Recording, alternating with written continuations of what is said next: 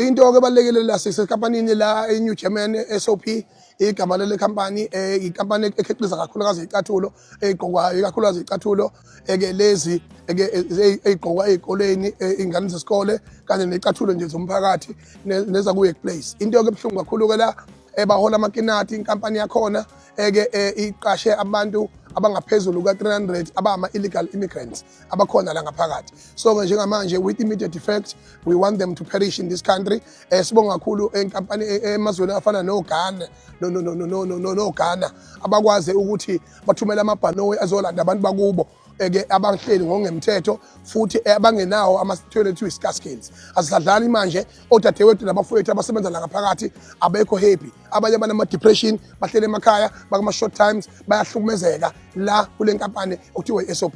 Njengamanje siyacela ukuthi-ke all factories in this country, all factories in South Africa, and we are getting each and one of them, so all illegal immigrants must be perished in this country.